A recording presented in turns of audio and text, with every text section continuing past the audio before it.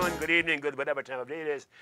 Thank you for tuning in to Conversations with Dr. Don. You saw my shenanigans a minute ago because I had my guest's name misspelled, and at the last second I saw we had fixed it, and I was just so excited that I didn't screw that one up. I mean, messed that one up. Too bad, anyhow. For your first-time viewers, Conversations with Dr. Don is an ongoing series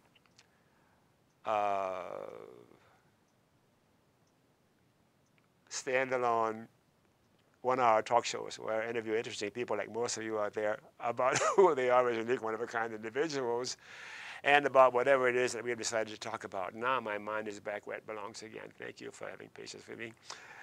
Mark Mangold, how are you? Good, thank you. How are you doing? I've been looking forward to having you on this show because the few things we've talked about in the health club, I thought you'd be an interesting guest, and I'm sure you will be. And I kind of envy your lifestyle, which we'll get into more later on. Okay. And how are you feeling right now? Good. Feel good. Yeah. You're not nervous? No. I am. A little bit. Yeah. So, a few words about who you are personally so the viewers will get an idea about who Mark is. Okay. And your full name is? Mark Andrew Mangold. Andrew. Where'd that name come from, the middle name? Well, don't know. We'd have to dig into my parents for that one. But Mangold, actually, I found out is a German last name, which I never knew till probably into my 20s. Okay. Yeah. And when and where were you born? I was born in Peoria, Illinois. Illinois. Home of Richard Pryor. Wasn't there a kick in the head? Yeah. Oh, man. Too bad he blasted himself away, huh? Yeah. So my mother's friends and his mother had worked at the hospital that I was born in, St. Francis, at one time, and there's a lot of stories about Richard Pryor going around that I've heard growing up. So it was kind of interesting. Yeah, well, we're starting off really good with a goofy guy like Richard Pryor. Yeah. Genius. Yeah, that's where they filmed the movie JoJo Dancer, was in Peoria, Illinois. Yeah. And when was that? Boy, I think that has to be in when the 80s. were you born? When were you born? 1970. 1970. Yeah, but that movie was filmed in like the 80s. How old does that make you today? I can't count. 42. 42? Yeah. You look young, man. Right, thank you. It's got to get in the gym, run it out. Yeah, and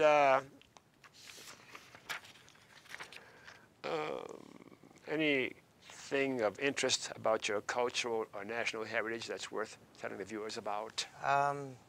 Not too much. I have, my grandmother is half Asian, half Welsh. Really? I mostly got some Irish and German in me, but other than that, I don't. She was adopted, so I don't know what part of Asia she came from, or the other half. So that's it. I don't know too much about my family history. I'm looking for something more. You sound like you're just plain old American white bread, but that's okay. Yeah. Well, that would make me an eighth. She's half. My mom's a quarter. That would make me an eighth. Nothing shows. Nothing shows, okay. And is your religious preference, you want to say anything about that or not? Religious preference, actually, I've experienced a lot of different religions over the years. I've gone to Buddhist temples in Thailand. I've gone to Lutheran churches. I've gone to Mormon churches. I've gone to grew up Catholic. I've gone to Christian churches, just to kind of get a feel of different. I think it's interesting, the different religions and what they have to say. Right now, over the last year and a half, I've been going to a church called Solid Rock there in Beaverton. Really uplifting, great church, youthful, positive, and I enjoy going there. The Christian church, essentially, or just... I'm sorry? Is it a Christian church? Yeah, Christian church. And it's good for you? It's good for me. I still have a lot to learn, no doubt. Yeah. But it's, for me, I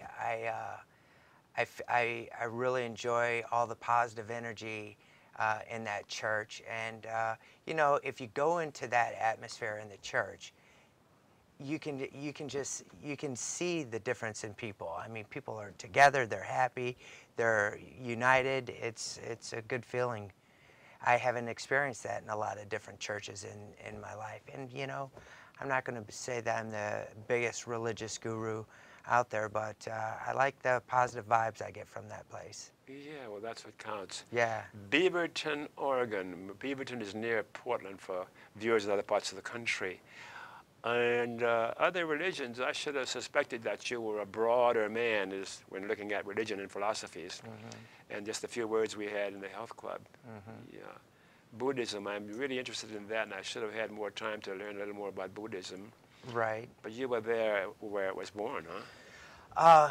Yeah, I was over in Thailand 2 months before the tsunami hit, and so I went over there, and one of the things that I asked a cab driver, I was amazed on the traffic, how congested everything was.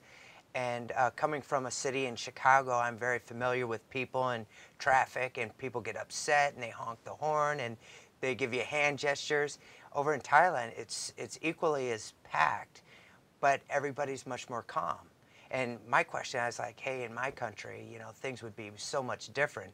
Over here, everybody's very relaxed and calm, even though traffic is chaotic. And he says, you know, it's because of our Buddhist religion, our philosophy. And I just immediately thought that was, if a religion or something can grab hold of a society that's been around for hundreds, you know, thousands of years, and they still hang on to their traditions and their values, I think that's impressive. Certainly is. Yeah, I really do. And you said a minute ago that you were Catholic at one time? I was baptized, basically born Catholic. In Yeah. Troibar Day. So was I. And my mother, she still to this day is diehard Catholic. I mean, she's the type of woman that will go to church on her lunch break at work. That sounds Yeah, like my family. she's hardcore. And you know, so. Is yeah. she still around? She is. She's still around. She's living down in Florida, and she's very active in her church. And Yeah. it's funny because she is married to a man that is basically atheist. How she manages that, I have no idea. But she loves him, and she says, you know, one day he'll have to, you know, face God at the gates, and until then, you know, to each his own. So I think that's pretty admirable that she's able to fluctuate that. Do you like your mother? I do. Well, tell her right there. Hello, Mom. I love you. I'll be there for Christmas next year. I'll be home for Christmas. Yeah. Huh?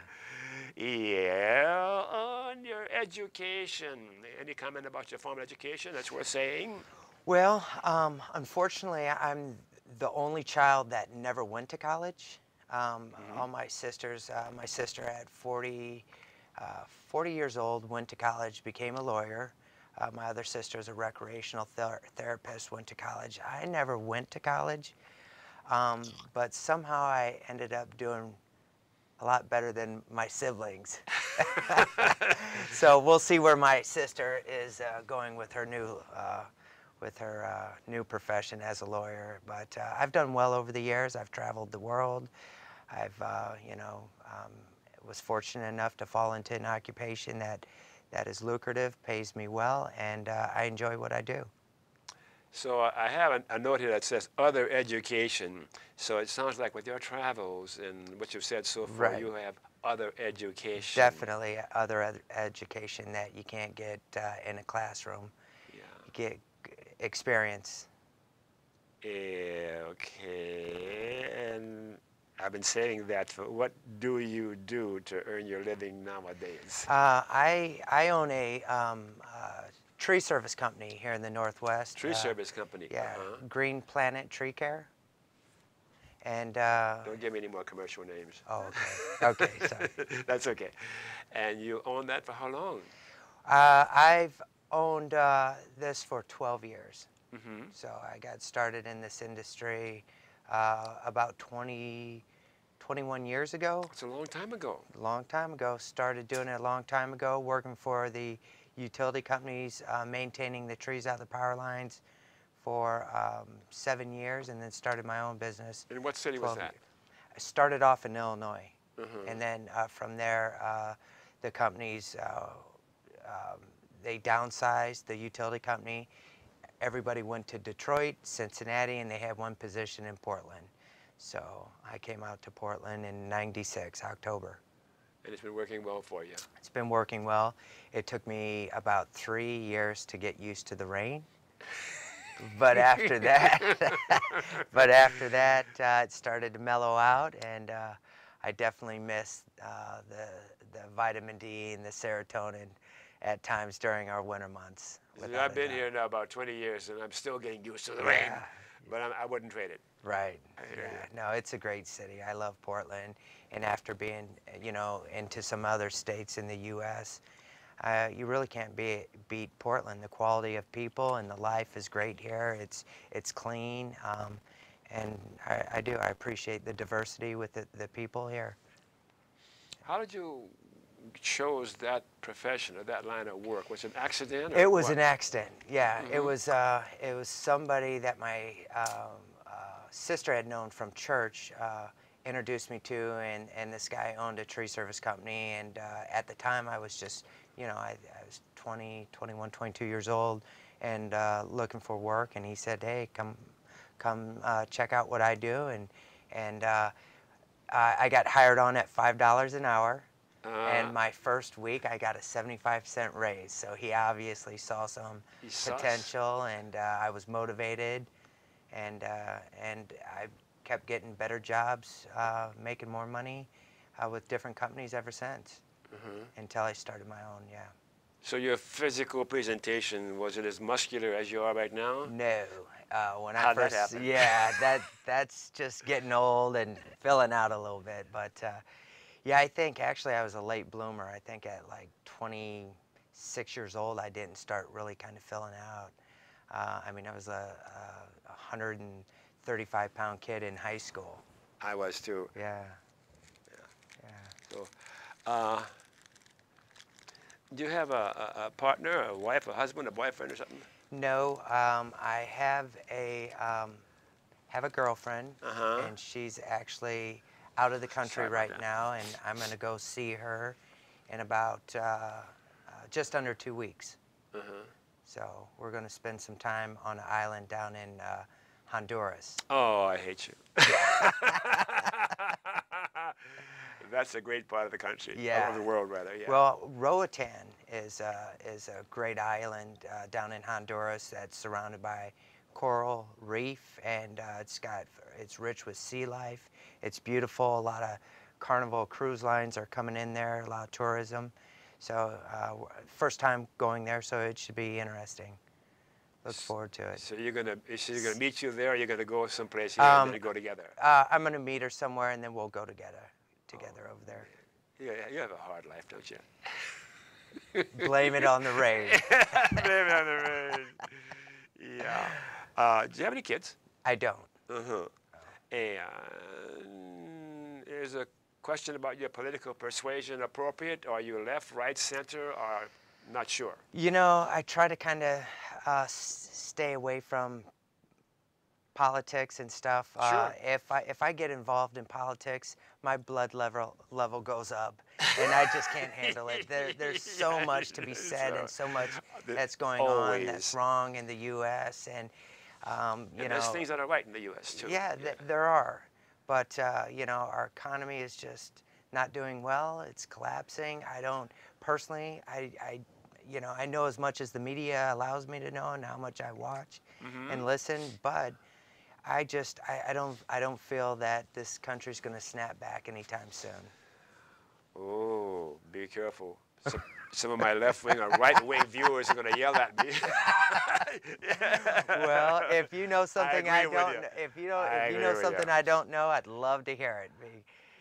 Austerity is coming home to America, by golly, but I don't want to get political either. Do you have any memberships in social or civic organizations that are worth mentioning? Some people do, some don't. No, you know what? Hmm. I don't. My business right now, I I do everything. I do all the physical work. I actually do my own books. I go out and do my own bids. I'm pretty much almost a one-man show. That's one of the reasons I can shut it down, take off, and go travel and come back, and I don't have to worry about you know, a lot of stuff. I've been doing that from day one, and I save myself a lot of money, but it gives me the freedom to do what I want. But in return, it consumes a lot of my time. Yeah. I don't have any organizations that I'm involved in. However, I do have a lot of different sports that A I lot of like to, different a lot of sports. different things I like to involve myself to give me that type of release. What other sports are you involved in? Well, one of the things that I just got back into is riding and racing motorcycles, dirt bikes. Oh man, Yeah. you're calling me way back a long time Right, ago. My yeah. first one was a Bull Taco 250. Yeah, well, I just got the KTM 2013 KTM 4-stroke, which is an amazing bike. And it's nothing like, I don't race track. I do race in the mountains, Uh-huh. desert racing, and loops like that. And it's just an amazing amount of fun, and it's a huge rush. And you're out in the wilderness just taking in the fresh air, the, you know, the scenery, and just having a great time. I mean, I love it. It's a great release. It really is. How long you been doing that now? Well, I just got back into it a little over a month ago, and I used to ride about 12 years ago before I started my business. So, Sure. so now that I got back into my business, it consumed too much time, but now it's time to kind of get that release that I need. Yeah. So the other thing that I do is I scuba dive, and I love to do that, but that's seasonal. You know, whenever you go on a vacation or a trip, I do, you know, have other help out with. Actually, I tried to get involved with. Oh, what was it? It was a youth program, Mm-hmm. and it was a gentleman from our gym. He's a counselor there, and so Albert, I think it's Albertina youth program that Uh-huh. I'm looking into, trying to get involved in and donate some of my free time. Free time. Free Do you time. have any free time? Not much, but I'll be willing to donate what free time I have. In the winter season, it seems to slow down a little bit, so I'll have a little bit more time than I do in the summer seasons. Can you think of any persons from the past or alive today that you particularly admire or look up to? Any names come to mind at all? Shoot. Other than my grandfather, Yeah. he was a great man, and he passed away when I was 19, and I always looked up to him. He was the type of guy that could just put a smile on everybody's face, held the family together. He was the main glue in our family, and it kind of started to fall apart after he passed away, unfortunately. Yeah. And how long ago was that? That was A while ago. Yeah, Huh? yeah. That was. I was 19 years old, so that was Yeah. yeah, Yeah. a while ago. Okay. See if I got some questions to ask you here now. Work, play, and work out. What's important nowadays with what's going on in our country today? Anything come to mind that what's most important that causes you to think twice? Or? Well, I think it's interesting to see, obviously, where our health care is going, and I think that's extremely important. You know, the jobs in our country, just everything like that is. Yeah, there's some critical stuff going on. Very, very important things going on. So let's take a break a little earlier here in the control room. Can we do that? And then we'll come back and talk about some other stuff, all Sure. right? Mr. E?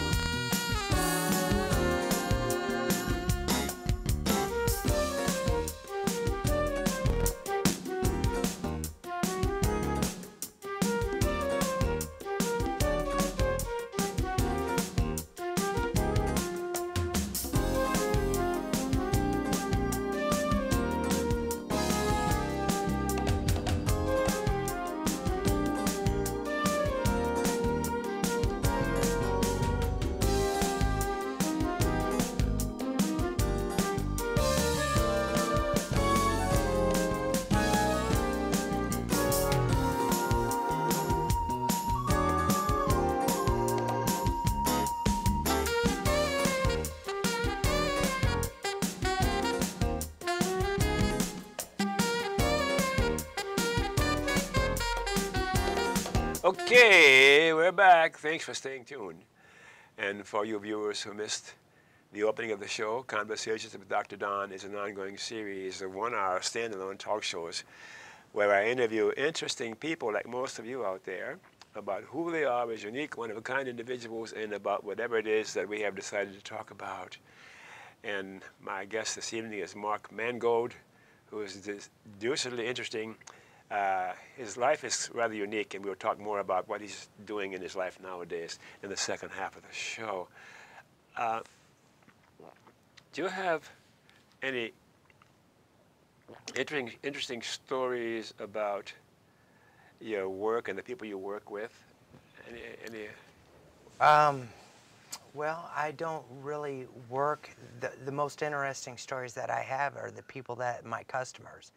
Not. Yeah, that's Yeah. interesting. Yeah, absolutely. You know, in my industry, I have met a lot of people, and they've actually, some of them have turned into some of my best friends. Really now? Absolutely. Uh-huh. So I have a um, uh, uh, older Chinese, Japanese lady that I met, and she had me come out. She was living with her daughter and her son-in-law, and wanted me to do some work around the house. Well, I came out, and this older lady, she's from Japan, and she came out and she treated me, you know, so good. And she gave me the rolled up cold towels and was offering me food while I'm working, and I wasn't used to that. And This is important. yeah, this was in Portland. This was in Aloha. So when we were all finished with this job, she comes out with a harmonica and says that I'd like to sing you a song. So Really? she starts singing the Star Spangled Banner on her harmonica. And she's from Japan. Yeah, and she's from Japan. And she says, "Nah, I'm American citizen just like you." And she starts doing the Star Spangled Banner. So her daughter came home. I ended up meeting up with her daughter and her son-in-law, and over time just developed a really genuine relationship with the whole family. And I've done that with a few of my customers, and I think that's the best part of my industry. You know, I get to go out and I get to meet so many different people. I'm not stuck in a cubicle all day dealing with 1 or 2 or 4 or 5 people or whatever. I really enjoy being out and meeting new people all the time, making friends. You're So, outgoing. yeah. You're easy to visit with. Yeah. That's an interesting story. Yeah. Yeah. So it actually gets a little more interesting. Me and her mother actually had a, you know, over the years we developed a very strong friendship. And her mother, you know, knew that I was single, and she's always telling me, "Oh, I want to take you over to Japan and introduce you to some of my family and all this." Well, I had somehow I got disconnected with the family for almost a year, and something told me to go back and check up on them. And the day I went over there was the day of the mother's mourning. She had passed away, and I showed up, and her daughter just On that day. yeah, her daughter. Well, she had died you know, a few days prior, but I showed Sure. up for the morning. And so her daughter was really happy that I just randomly stopped by, and I got to experience the, you know, the end of her life that day. Um, um, and so the story kind of gets a little more interesting. So Alice had told me, she's like, you know, my mom always loved hummingbirds, Really? and she always thought that if she could choose to be any animal, she would like to be a hummingbird. Really? And I thought that was neat. So it was a few months after she passed away that Mark and Alice started seeing these hummingbirds coming around her house. And Alice thought that was the oddest thing because they didn't have any bird feeders or anything like that. And so so later on, it was probably a year later, Mark was going through some health issues, and we were talking about Alice's mom again and the hummingbird situation. And Mark, unfortunately, started to get sick during that time. That's And Alice's husband? Alice's husband. Yeah. And he went into the hospital, things kind of got a little out of control, and he ended up passing away. Oh my God. Yeah, it was really tragic. It was about 8 months ago, and so 2 weeks after he passed away, I was out working, and this hummingbird starts coming by me. I don't know what to make of this, but you know, I don't know if you know what a stump grinder is, but I'm Yeah. operating this piece of machinery Oh, yeah. that's throwing wood chips up left and right, and this hummingbird flies by me, and it goes over and it lands on the ground, Uh-huh. and it spreads its wings out. It's on the ground, so I shut down the machine, and I think that this hummingbird maybe got hit by a wood chip or something. Uh-huh. So I go over there with my finger, I get about 2 inches away from this hummingbird, and it takes off, and it flies away. I have no idea what to make of that. I can only think that that was Alice's mom checking up on me. That is my crazy story. What a beautiful, beautiful, But crazy story. it is. I've told people that story before, and I can't figure out how to make sense out of that. I've never seen a hummingbird come in a vicinity with loud equipment and stuff being thrown through the air, and then sit on the ground. Never seen that. So that would hands down be my most interesting story through my work-related experience in customers.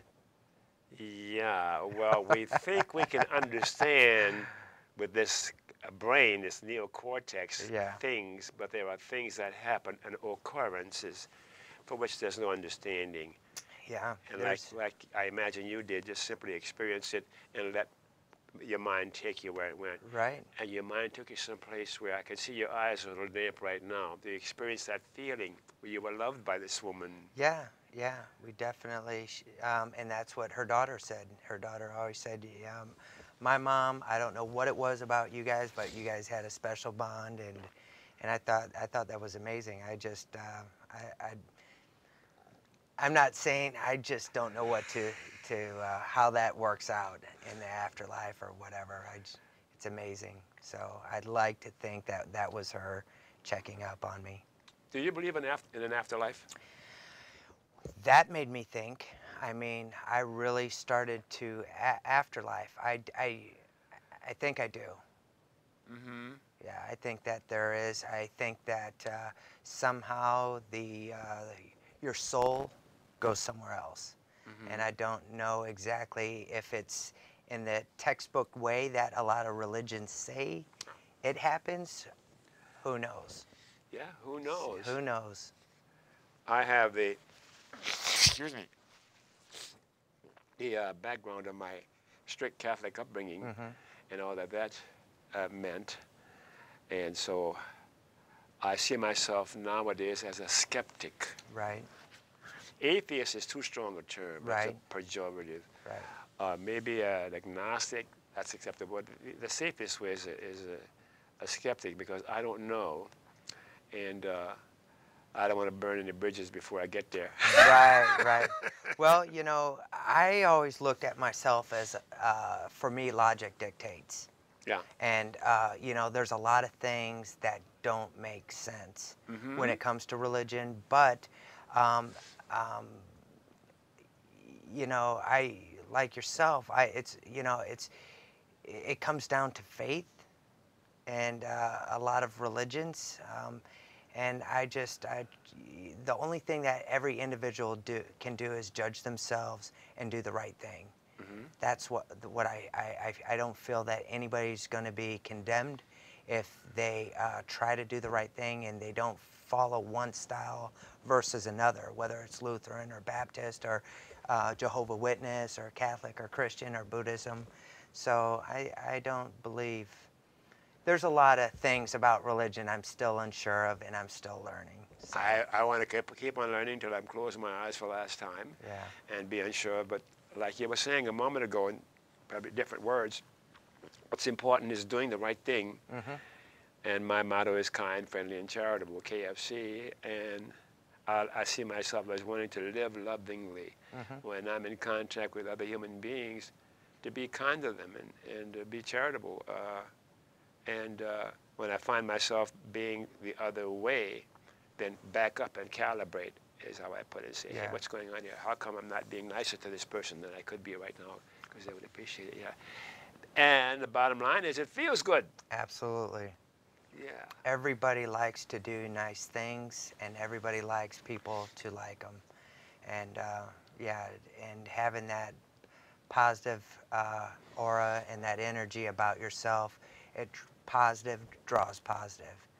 Negative will attract negative, Mm. you know, and I really believe in that. And I try to stay as positive as I can. Sometimes it's a little rough in this in this winter season with the lack of serotonin and vitamin D, but you know that's what the gym is for. Yeah, You yeah. know, You're gym. regular, go to the gym regularly? Yeah, yeah. About how many times a week? Oh, I'm in the gym about 5 days a week. Mm-hmm. Yeah, so try to hit it up and run. And the older I get, the more I realize how important it is to not just physically be strong, but you got to work on your cardio. Mm-hmm. Internally, you got to work on everything. And so How about your diet? Any special considerations in what and how you eat and that kind of stuff? I substitute my hash browns for cottage cheese or fruit. So I'm You give up hash browns? oh, How I can you know. do that? I try to get rid of some of the carbs and stuff. Yeah, And yeah. you know, I'm a single guy, so You look great, man.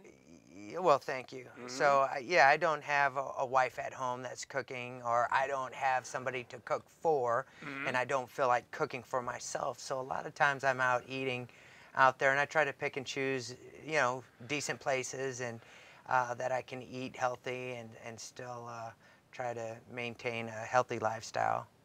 Yeah. You ever have a weight problem? Can't wait to eat. No. Did I ask that question? No, no, never have. Never have. I don't think. I don't think I've ever broke 185, and so right now I'm about 180, and I've stayed in this at 180 for years and years now. Yeah, you got me by about 10 pounds, Okay. and I'm about 170 naked. Oops, I should Uh-oh. say. Yeah. So let's go back. I want to talk about your work a little more because that was interesting, and we didn't talk too much about it anymore. Do you have equipment or trucks and stuff that you own? Oh yeah, I got a awesome 60-foot forestry package boom truck. So when I am able to pull the truck up, I can get to a lot of my work and jobs that way. I got great chippers, stump grinders, trailers. All that stuff? Oh yeah. So Do you own all this stuff? yes. And where do you keep it? I keep it actually at a friend of mine's blueberry farm. He has about 10 acres, and so what I do is part of my business in being green with the environment is I use a lot of my chips to fertilize and he mulches in with the blueberries, and it composts down, and we spread it around the flower beds and keep it out instead of take it to the landfill and dump it. So you support each other? Yeah, absolutely. Absolutely. We support each other. He really needs it. You know, he gives me a place to stay. If he needs anything done, I help him out. He helps me out. It's a great place. And really am fortunate to have Frank on my side on that. Frank. You like Frank? I love Frank. Tell Frank's Frank awesome. something. Frank, I love you. Love you, buddy. A 60-foot boom truck. What does that mean? It goes up 60 foot? Yeah, yeah. It lifts you up there 60 feet, and you can work at that height. You can work at that height. I can can't work get at more than that. 4 foot off the ground. Yeah. At your heights, yeah. So yeah, it's actually, you know, the pedestal sits up probably 7 feet or 6 feet, and then there's 25 two sections of boom and with the bucket. So we're a ways up there. What's the drivetrain on that? Is it a Dodge or a Trujillo? It's or a GMC. GMC? Yeah, a GMC 366, a gas versus a diesel. Diesel prices are through the roof right now, and I got a couple pieces of equipment that run diesel, but this particular truck actually functions a little better around town with gas versus diesel. Now, if I was driving long distance, diesel would be the way to go. But I have a separate motor that's off to the side of the truck that runs the boom, so I can shut down the truck, All fire right. up a little Kubota motor, and it will run the rest of my equipment. And then we have all kinds of cool little attachments we can plug into it. So up top you can plug into a stick saw, you can plug into basically, it's called an Ackley with a circular blade to help you do jobs. It's got loppers, hydraulic, all hydraulic. Oh, hydraulic. Yeah, yeah, it's pretty neat. The tools really help out. I know hydraulics because many, many years ago, in earlier life, it seems to me, I was an airplane mechanic. Mm-hmm. And I was a hydraulics system specialist on F-100s and F-86s and like that. Mm-hmm. So I know what hydraulics can do and how important they are. And when I hear you talking about some system that uses hydraulics and the power, it's Right, just absolutely. fascinating to watch. It is. It's got a tremendous amount of power. Yeah, I like hydraulics. It works out to my advantage. Yeah. So let's see. What else can we talk about that would be of interest? I have a question. Is America living up to its promise? Is that too controversial? What is America's promise? Well, I think to give everybody a sense of freedom, and like we were talking about, maybe on there, the drones, you know, and all the freedom that's slowly been taken away from Americans, whether it's, you know, video cameras on every corner, or the drones monitoring everything that's going on. Do you think we got too much drones? Well, you know, what's going to happen in the future is, are they going to cut and take things away, take back? They're going to keep on adding rules, regulations, things, and things are just going to be more and more tight here in the U.S. Everything that we do. I was looking at a program just this afternoon, and somebody who I respect was saying in 15 years there will be 30,000 drones flying around the world. Right. And that's just scary. I mean, I don't want to hold back the clock of progress. Right. But those are surveillance drones. There's two kinds of drones. There's surveillance, and then there's what I call killer drones or armored drones. I think we're going too far with what we could possibly go too far, and you know, if somebody happens to get a speeding ticket, wouldn't that be funny? They send in the drones. Nope, you can't fight anything. You know, who knows where it's going to go. But it's you just got to being resist. silly. You know, people who are unhappy with what's going on, you've got to speak up. Otherwise, Yeah, those absolutely. you have friends in Washington D.C. who run our government. Yeah. Are those your friends? No. That's a leading question. Not really. We don't talk about Washington, D.C. Right. because you'll both throw up. Right. Well, you know, the interesting thing that I've been hearing a lot is I've had a plan for many years to maybe have a place outside the country. Mm-hmm. In the country, outside the country, can go back and forth. And lately, I've been hearing more and more professionals wanting to exit the country, find a place abroad. You know, and that's what people from abroad were doing to come into our country because it was great. Yeah. Now, as Americans, I'm seeing Americans wanting to leave the country because it's not what it used to be, or they're afraid of where it might go. And that's not a good sign. No, it isn't. Mm-mm. Have you thought about where that might be or not? Why that might be? Where that might be that you would go outside the country? Well, there's several different options out there. Some of the places that you can own land as Americans is Costa Rica, and Guatemala, which I just found out. One of my neighbors is from Guatemala, and I was just talking to him last week, and he was telling me that Americans can own land there as well.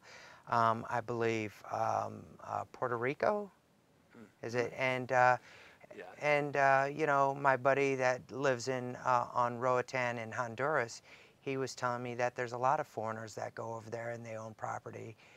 So, I mean, I don't know the ins and outs of every country and the rules and regulations, but I know that there's a lot of places out there that Americans can still go that are safe, that you know, the countries won't come and take back. It makes me sad to think that people like you and like us are thinking about an alternative place to live because Right. of what's happening to our country Right. nowadays. Hmm. So it sounds like we agree that the country is not living up to its promise. Absolutely. I But believe. then what can we do? Do you have any idea? Well, Other than go someplace else or run away? yeah, right.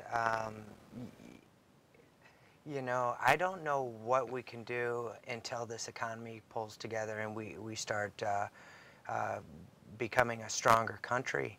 Um, I think we're very vulnerable, everybody right now, with every different angle, healthcare, you know, the job market for everybody's falling apart. I think it was companies, foreign companies coming over here and they're shutting down.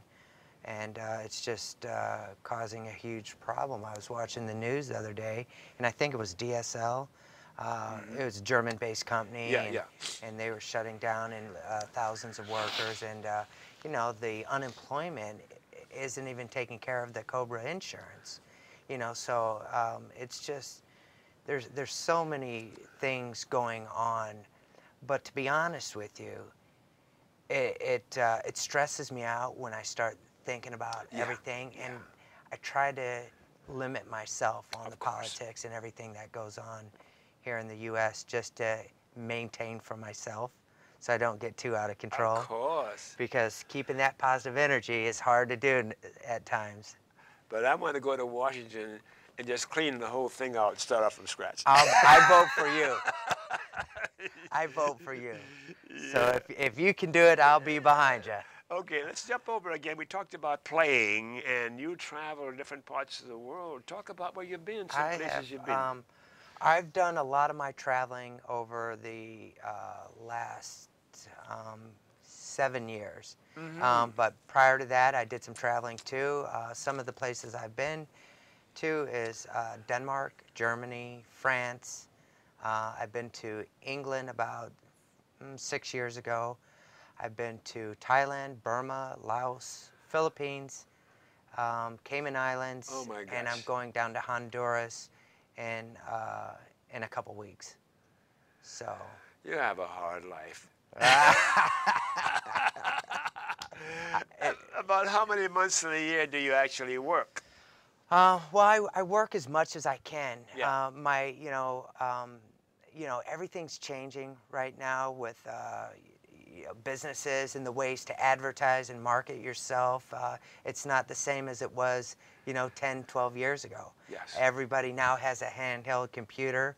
And so the referral-based business starts to die down. So with that, now trying to figure out different marketing strategies for myself, I actually have a little bit more free time in my slow season.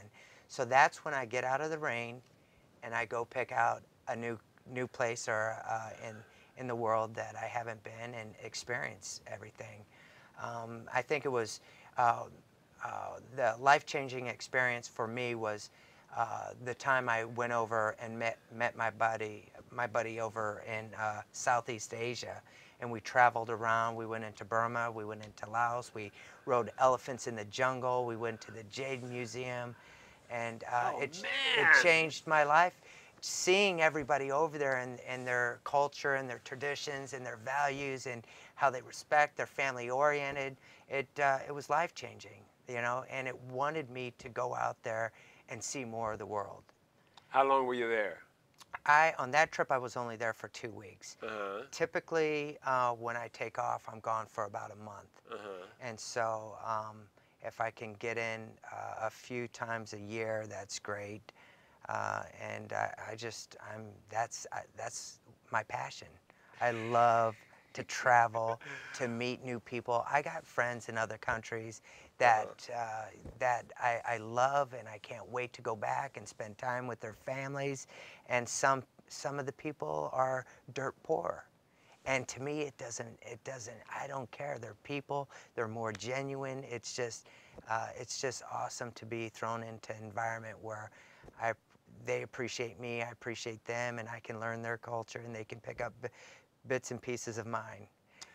I just bet you when they experience you, they don't experience you as a big important American. They experience you as a fellow human being. Yeah. Because of something that you've got when you're growing up and you're changing religions and exploring what's really important in life. Uh-huh.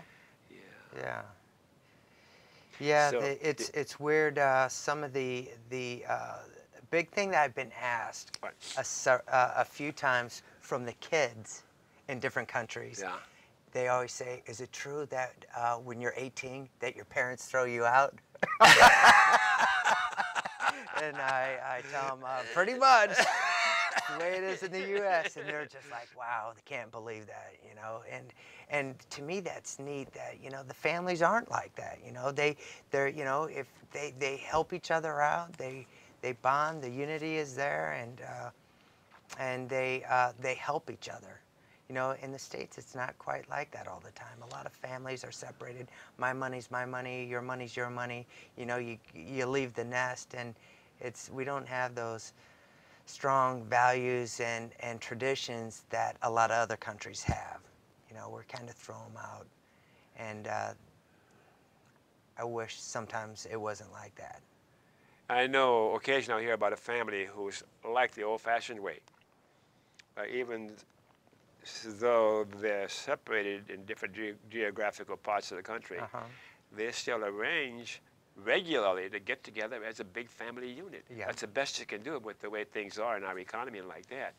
And there's something special about that, because it all comes down to, bottom line is the relationship, the intimacy that can exist like nothing else, like between blood relations and hanging out together and just, my mind's going way back. Right. And I'm the baby of 12 children, you know. Right. So I know about big families. Oh, really? 12 kids? That's a lot. So, you know, you know, growing up, even though I'm only 42, opposed to yourself, which is, you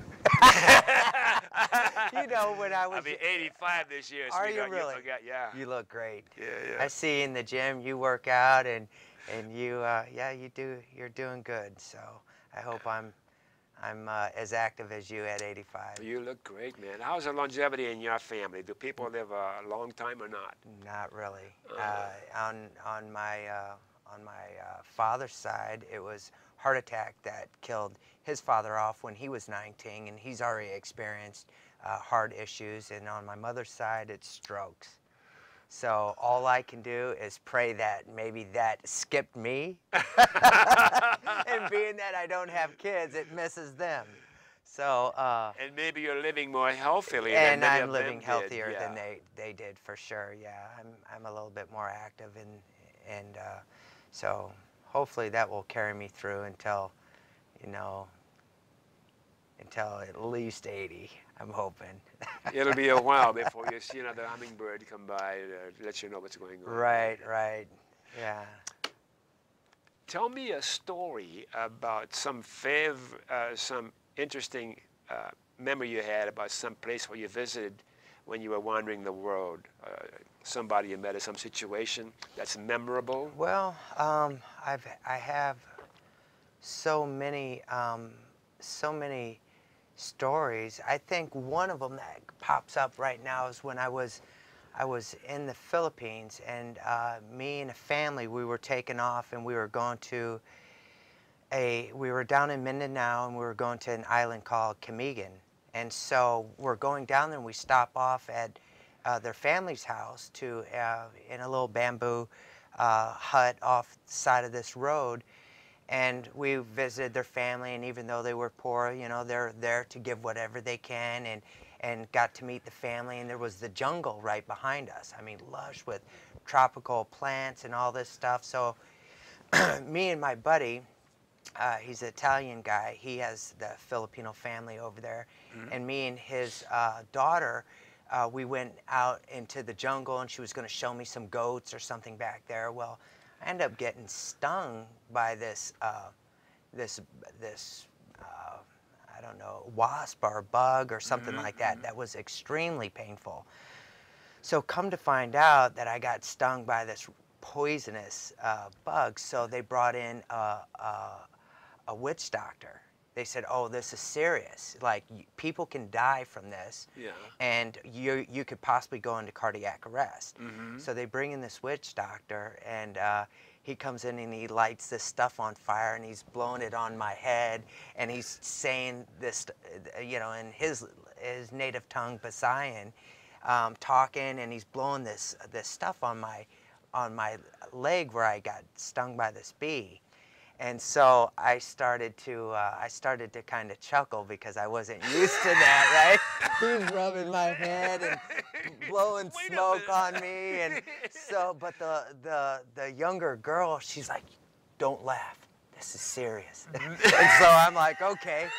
So one of the symptoms that could happen is that you get a bad fever. You know, if it doesn't go to the extreme that it could. Sure. So after all this was said and done, my leg was a little swollen for about 3 days, but I never caught a fever. So you never know if any of that stuff actually works. But I thought it was an interesting story on this. I've never been around a witch doctor and him, you know, lighting stuff on fire and fixing me with their natural beliefs.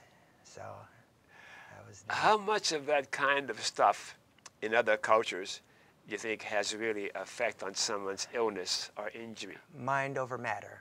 You know, if the people believe it, your mind, I believe, can cure things without it actually medically, so to speak, any medicine or anything. I mean, if you believe you're good looking, you know, if people tell you you're good looking since you're little, and maybe you're not, you're going to grow up and you're going to believe you're good looking. You know, and if you're told by somebody you believe in that this is going to heal you, mind over matter. I don't see anything that could possibly get in the way of that. I mean, I believe that if you believe in something, you can make a change. Your beliefs are strong enough, you can overcome obstacles for sure. Okay. Yeah. We're winding down in our time. It's almost up. But if you have some final word you can say to the viewers about our time together, whatever we talked about. So look at that camera there and give them some final message or advice or whatever. Yeah, I just want to say thank you very much for the time. I really enjoyed my experience here with you guys today. I hope you did. Yeah, I thought it was awesome. I hope, I look forward to seeing more of your shows and the guests that you have on here, and go from there. Thank you very much. It's close to time for us to stop visiting and get ready to say goodnight. Keep the pens and pencils handy because you may want to jot down something that we'll show you in the closing credits. I invite you to give us feedback, both positive and negative, about any aspect of the show. And I mean, it helps us to give you a better show in the future. Oh, public service announcements. I want to tell you how to get my local broadcast schedule. Go to my website, www.donbayham.com, and click on present-day activities. Another PSA, to watch my shows on the web, go to my website again and click on favorite links, and there's a whole bunch of shows there. Oh, the ACLU, I've got to tell you about the American Civil Liberties Union. Without the ACLU, our civil liberties would be down the tubes anymore the way they're going in our country nowadays. We need the ACLU, the American Civil Liberties Union. We have another PSA. Corporate personhood, that's a real problem for me. We've got to learn how to end corporate personhood so that corporations aren't treated like human beings with other privileges of ordinary human beings. Go to movetoamend.org and learn how to end corporate personhood. Movetoamend.org. Go there. Thanks for watching, and remember KFC. No, not that KFC. Not Kentucky Fried Chicken. Dr. Don's KFC. Kind, friendly, and charitable. Be kind, be friendly, and be charitable to you too. And you too, Mark. All right, great. And you too. I learned something new, KFC. Yeah. We'll be on camera for a bit more. I think the mics are going to be off for now. Yeah.